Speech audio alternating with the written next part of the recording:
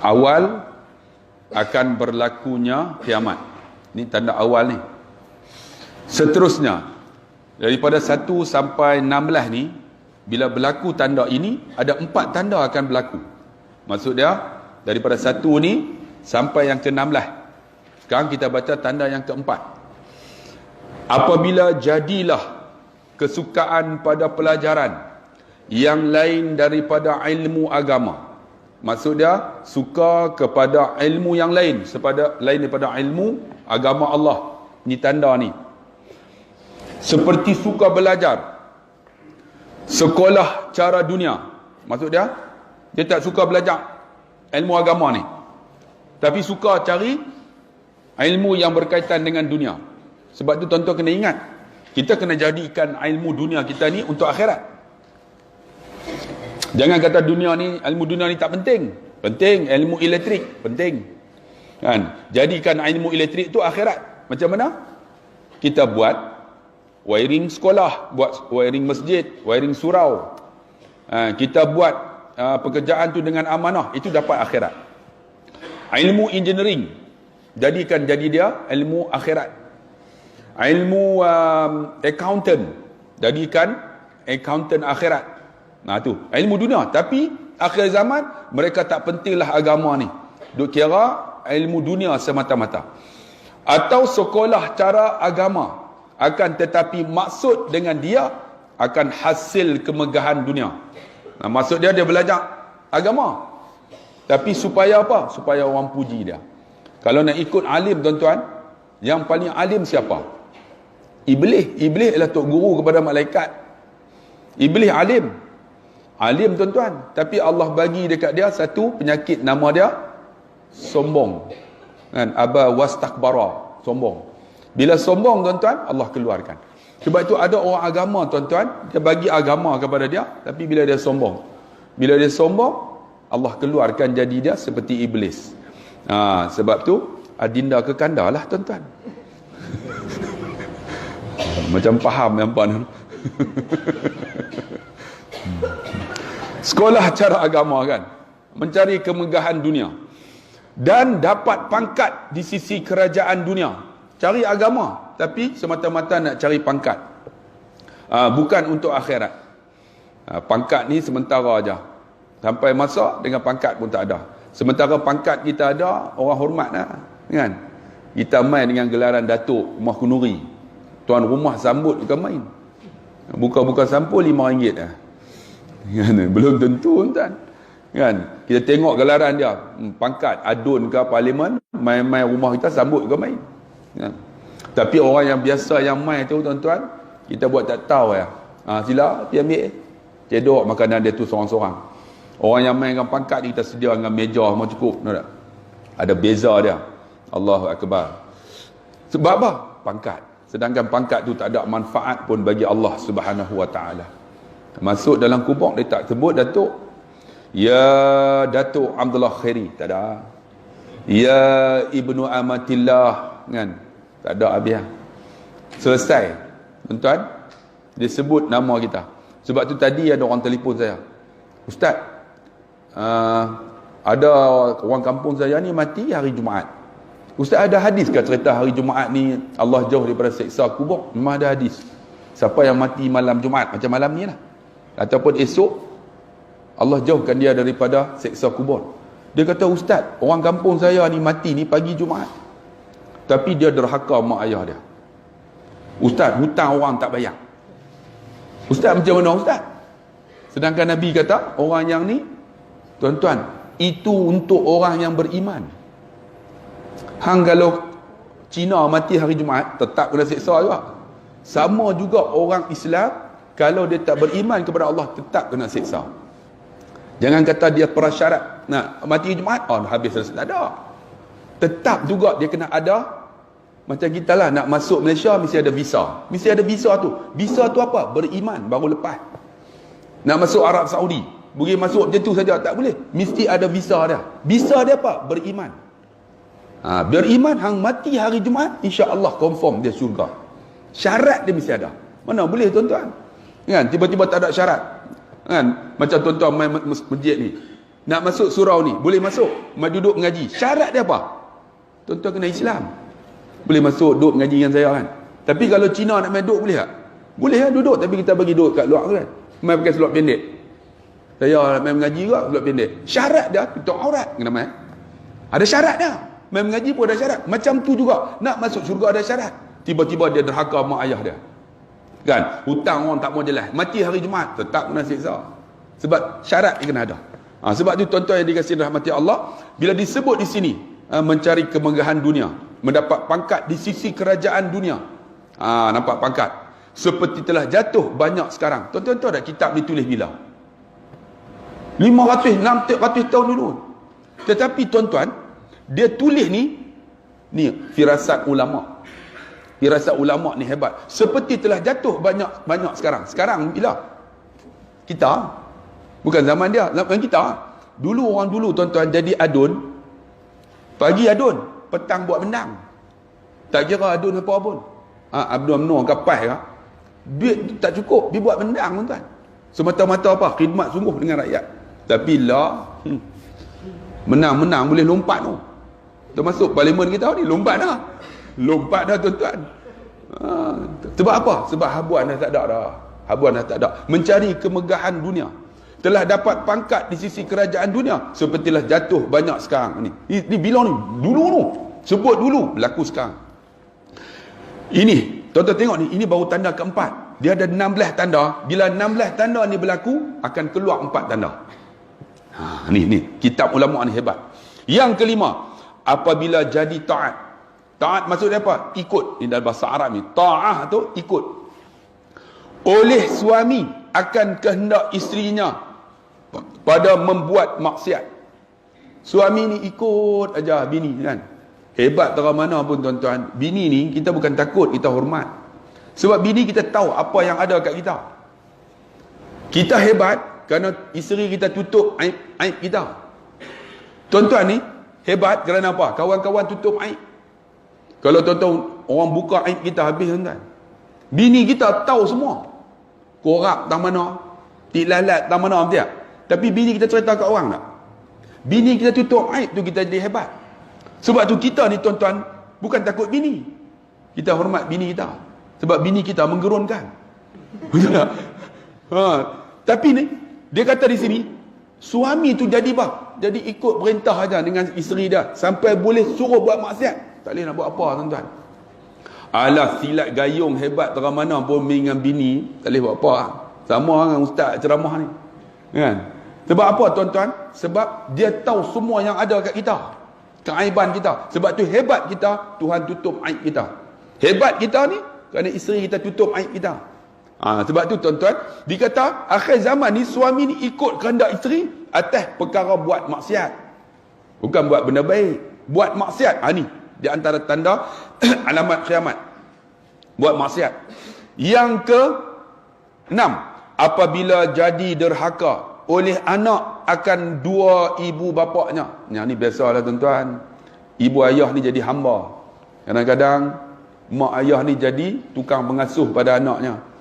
Dia bagi bulan-bulan 350, kemudian dia suruh mak dia buat ikut suka ya. Tuan-tuan janganlah kalau ada kan duk mengasuh, kita jadikan ibu dan ayah kita sebagai hamba. Sebab dia mengasuh kita teruk dah tuan-tuan. Tuan-tuan bayang dia melahirkan kita hanya susah pecah perutnya. Ni kulit perut pecah. Kan? Mak kita mengandung kita perut pecah. Bila perut pecah tuan-tuan, teran tu punya susah nak keluarkan baby tu. Dalam sakit-sakit tu beranak lagi. Kita sakit-sakit tuan-tuan, paling sakit apa? Sakit bersunat. Pernah tak orang bersunat kali lagi? Tak ada. Betul tak? Ada tak tuan-tuan? Sakit paling teruk orang lelaki ni bersunat. Ada tak orang bersunat kali lagi? Saya 16 kali dah bersunat. Tak ada. Orang perempuan sakit paling teruk beranak. Tapi beranak lagi. Oh, tak mau beranak dah. Tahun depan beranak pula.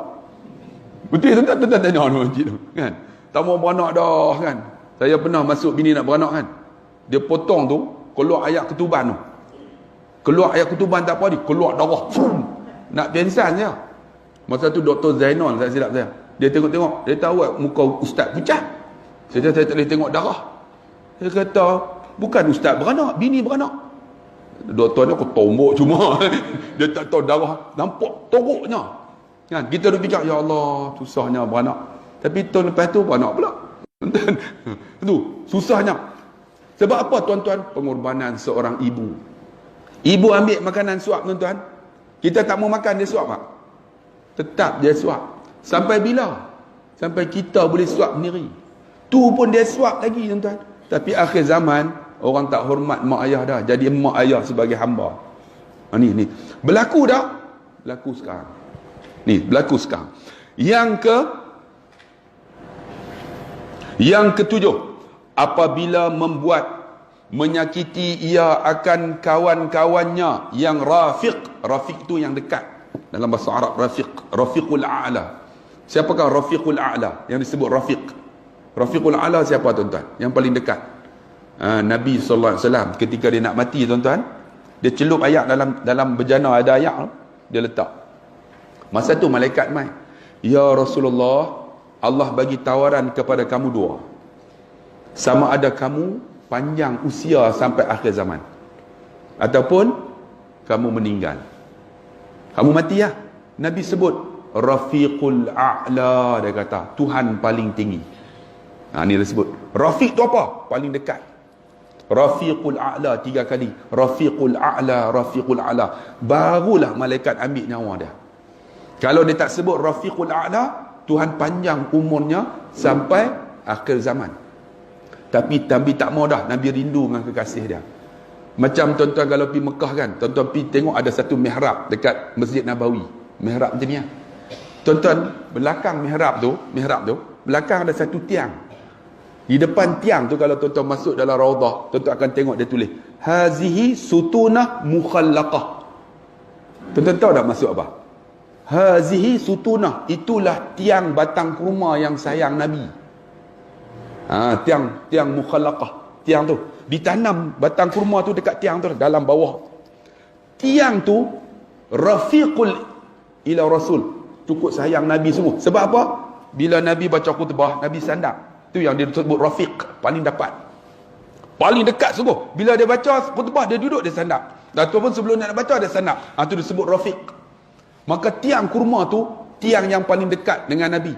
Ketika saya pernah cerita tuan-tuan, Nabi habis baca khutbah, seorang perempuan kaya, ya Rasulullah, lama dah batang kurma ni duk buat member ni, aku buang boleh tak? Ganti yang baru. Nabi kita sila diganti dengan satu member cantik. Batang kurma yang tu diletak tepi, yang Nabi sandap tu disebut rafiq. Tak nak. Kita orang paling dekat yang kita rafiq siapa? Bini kita paling dekat. Ni rafiq dekat, diletak tepi. Nabi naik baca khutbah, rafiqul, batang kurma tu rafiq paling dekat ni, teriak. Sebab apa? Sayang. Teriak, bunyi macam budak kecil. Sahabat dia cari, mana dia teriak kan? Nabi turun, Nabi pergi pegang batang kurma tu. Batang kurma tu cakap, ya Rasulullah, sampai hati buang aku tepi. Kamu tak sayang aku? Rafiq aku tak sayang aku kan? Nabi kata, wahai batang kurma, mau tak aku bagi kamu 2 tawaran? Maka batang kurma ni kata apa? Iaitu aku doa kamu supaya kamu mati. Sebab batang kurma pun hidup kan? Pokok hidup kan? Batang kurma pun hidup. Ataupun aku doa kamu supaya kamu hidup di dunia ni sampai akhir zaman. Batang kurma ni kata apa? Ya Rasulullah, doakan aku mati ya Rasulullah. Kalau aku hidup, engkau akan mati. Aku akan berpisah dengan engkau. Doakan aku mati supaya aku akan hidup dalam surga. Aku akan bersama dengan engkau syurga dalam syurga selama-lamanya. Kerana aku sayang engkau ya Rasulullah. Itu disebut rafiq. Akhir zaman, orang yang rafiq dengan kita tu, kita tipu dia. Kita buat ikut suka. Tuan-tuan, saya bawa umrah 18 kali dah. Kena tipu 6 kali. Siapa yang tipu tu? Semua geng serban. Ustaz-ustaz semua. Ustaz beli tiket, last kali tiket tak ada. Ustaz tu dia serban. Jangan tanya tuan. 6 kali kena tipu. Geng-geng ustaz-ustaz. Tapi nak abang kata apa? Tu paling ni rapat dengan kita. Allahu Akbar, tuan-tuan. Sebab tu tuan-tuan, ni akhir zaman ni, kawan-kawan yang rafiq itu membuat menyakiti akan kawan-kawan yang ni menyakiti, tuan-tuan. Sebab apa? Tak ada lagi hubungan kasih sayang antara kita. Sebab sahabat tu sayang sungguh, tuan-tuan. Dia pun sanggup, tuan-tuan, tengah duk makan ni, sahabat dia boleh ambil makan bagi. Kita tak sanggup, tuan-tuan. Lah makan lantalam orang tak buat dah tu. You buat lagi tak? Buat lagi kita. Kita duk buat lagi. Tuan-tuan tahu tak ni? Saya mengaji sains. Tangan kita ni ada enzim. Enzim yang disebut enzim amylase. Bila kita pegang nasi, tuan-tuan pegang nasi dengan tangan, nasi tu basi ke tak? Bila basi, tuan-tuan, enzim itu menyebabkan cepat hadam.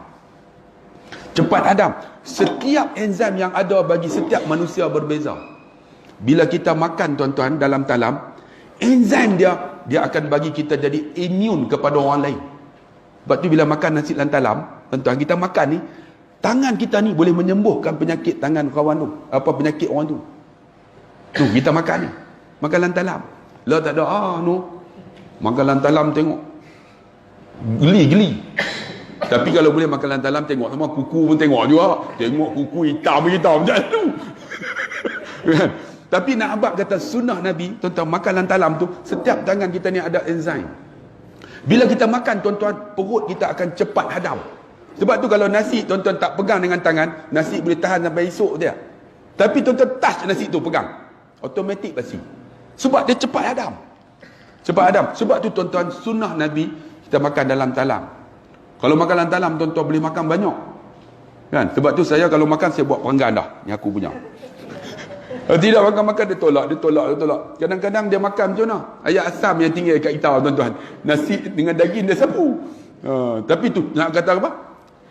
Kasih sayang tu. Kasih sayang lahir daripada makanan yang kita makan. Ini rafiq, kan? Rafiq.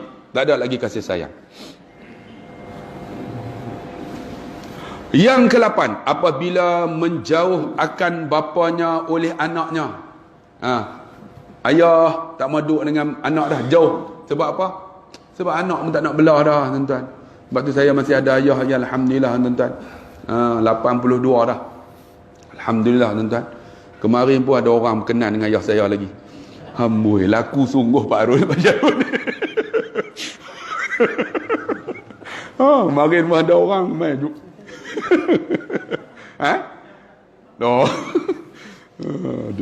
Dia tak tahan tu ada broker tu yang tak tahan tu. Broker tu, saya duduk dalam ni, masuk rumah, ada orang nak tanya ni, ayah abang ni ada orang berkenan kat abang. Tak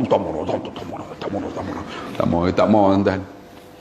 Lepas tu malam lepas bulan 2 ni nak buat kenduri kan. 2 orang anak abang saya lah. Dia kata bulan 2 ni kita buat 2 orang sekali. Saya kata 2 orang ke? Bukan 3. Siapa lagi nak nikah seorang ni? Dia tanya, tak ada dah, dia tak. Ada hak 3 tu, saya kata. Siapa dia? Anak siapa ni? Semua halui-halui. Ayah. Aku tak mau. Tak mau. Kalau dia tak mau, mampus aku kena jari. Aduh. Ayah, tuan-tuan. Allah sonok, tuan-tuan. Ayah ni masih ada lagi lah, kan? Alhamdulillah, tuan-tuan. Sebab tu siapa yang ada keluarga ni, hargailah. Tapi akhir zaman, tuan-tuan, bapa menjauhi anak. Sebab apa? Allah. Dah anak tak hormat, macam mana bapa nak duduk dengan anak, kan? Yang ke-9, apabila zahir dan nyata segala suara yang bercakap-cakap cerita hal dunia di dalam masjid. Nampak ni? Saya baca pelan-pelan ni, tuan-tuan, supaya tuan-tuan boleh baca ni. Kitab lama ni susah nak baca. Kalau silap batang ni jadi kod lain. Apabila jadi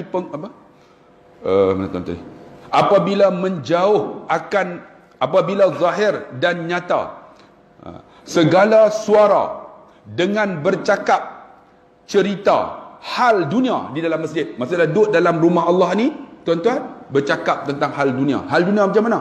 Dunia, bab dunia.